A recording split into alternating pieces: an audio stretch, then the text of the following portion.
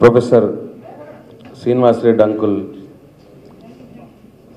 పదవి విరమణ సన్మానము వీడుకోలు ఇవన్నీ కలిపిన కార్యక్రమానికి వచ్చినటువంటి పెద్దలందరికీ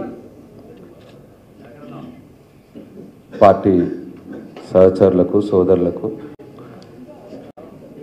శ్రీనివాస్ రెడ్డి అంకుల్ సతీమణి వాళ్ళ ఫ్యామిలీ మెంబర్స్కు మీడియా మిత్రులకు అందరికీ నమస్కారం. శ్రీనివాస్ రెడ్డి అంకుల్తో మాకు 2 జనరేషన్ల సంబంధం ఉంది. ఒకటి మా తండ్రి స్వర్గీయ సురేందర్ రెడ్డి గారికి బెస్ట్ ఫ్రెండ్, అట్లనే మా తమ్ముడు తన స్టూడెంట్ వెటర్నరీ కాలేజీలో శ్రీనివాస్ రెడ్డి గారి స్టూడెంట్, ప్లస్ తన అన్న కొడుకు నాకు ఇంజనీరింగ్లో నా రూమ్మేట్ క్లాస్మేట్. ఇట్లా మంచి అవినాభావ సంబంధం. ఇక తన సేవలైతే అందరు చెప్పినారు. ఒకటేంటంటే తెలంగాణ భవన్లో 25 సంవత్సరాలు సుదీర్ఘ కాలం పాటు పనిచేయడం అంటే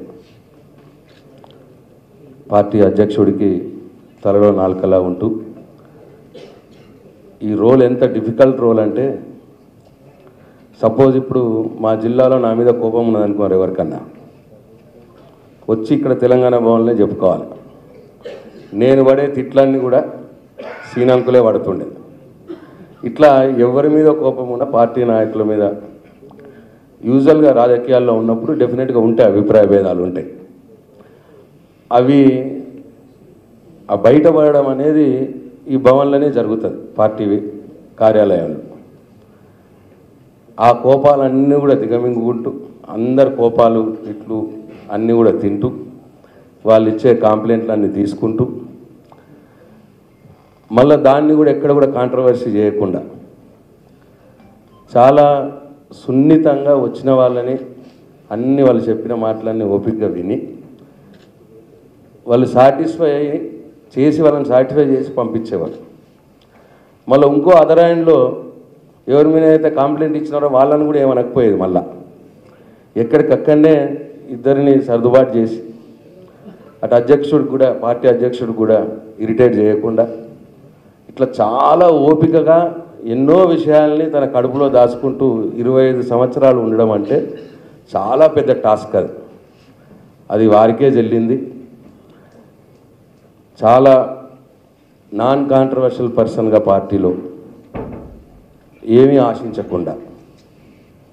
ఆశించకుండా పార్టీకి నాయకుడికి ఉద్యమానికి పనిచేసినటువంటి గొప్ప వ్యక్తి వారు. అయితే వారి వల్ల వెళుతున్నందుకు మనం అమెరికా పోతున్నాడు, ఫ్యామిలీ దగ్గర ఉండటానికి పోతున్నాడు, మనం ఎవరం కూడా బాధపడాల్సిన అవసరం లేదు. మనం చాలా హ్యాపీగానే తనని పంపిద్దాం, తను కూడా ఏం బాధపడాల్సిన అవసరం లేదు. సఫిషియెంట్గా పార్టీకి ఉద్యమానికి ఎంత చేయాలో వారంత చేసినారు.